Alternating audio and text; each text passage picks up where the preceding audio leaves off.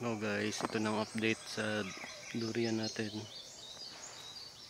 So, may isa nga tayo dito na dikit-dikit yung bunga.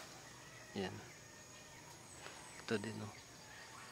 1, 2, 3, 4, 5, 6, 7, 8, 9, 10, 11, 12, 13. 13 na magkadikit-dikit. So, hanggang ganito pa lang. Tanggalan na natin to guys ng bunga.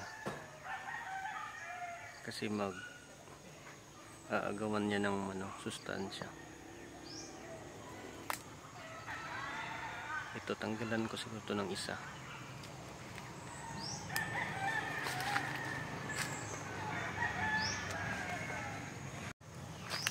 Ito sa kabilang puno.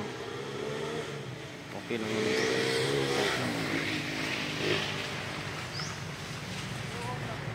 Tanggalan ko siguro ito ng isa. Ito.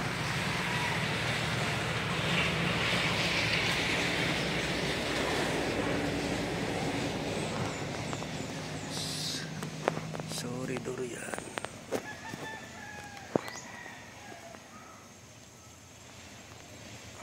Ito na guys, putulin ko na. Ayan. Tatlo lang sila. Sorry durian.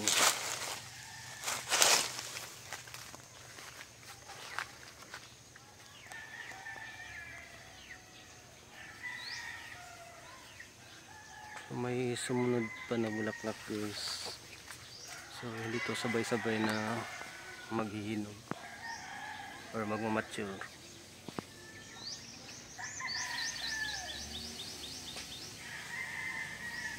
Siguro kung September tong nauna, mga October, November tong pangalawa.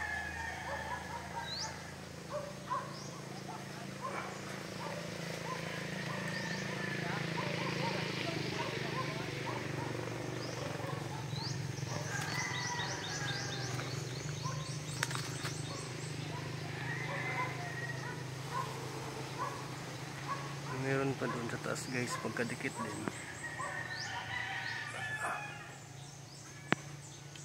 Pero okay na siguro yan. Ito, akyatin ko pa to, yung isang sanga na maraming bunga. Nandito na ako sa taas guys. Ito guys, marami. So maliliit siya guys, so tanggalan na natin to guys.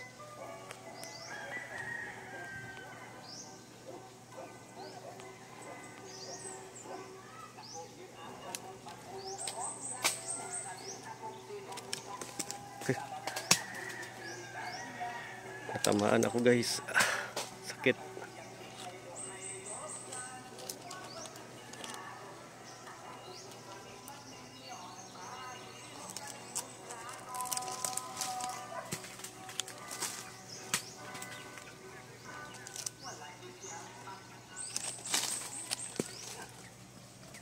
Yan.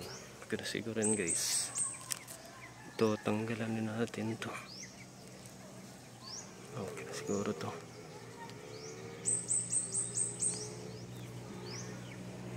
Tanggalan natin to guys.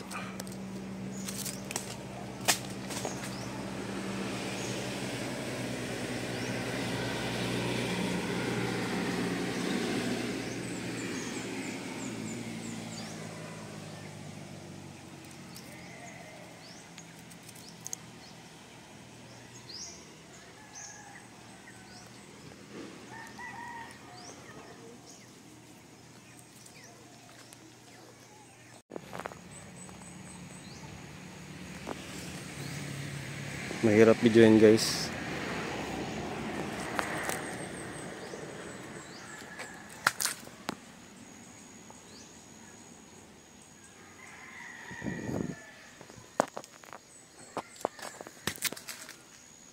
Yan guys, dalawa na lang.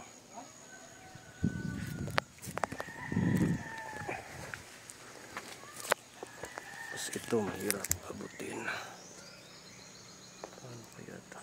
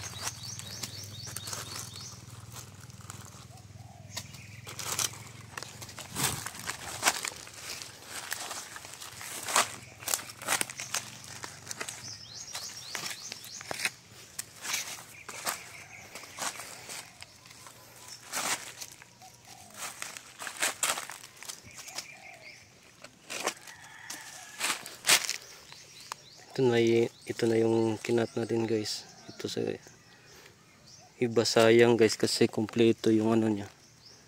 Walang deformity kaya nito. Nagkakaroon pala ng ano guys. Pag deform gaya nito. Ibig sabihin yun, may isang part ng bulaklak na hindi na pollinate. So ibig sabihin yung may bunga lang na gaya nito, tatlong compartment lang yung may laman. So tatlo lang yung part ng bulaklak ang na-pollinate.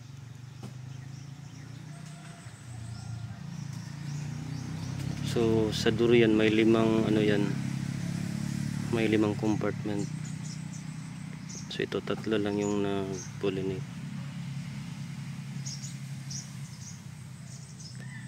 Sayang to guys, pero kailangan ito, mahuhulog na sana to.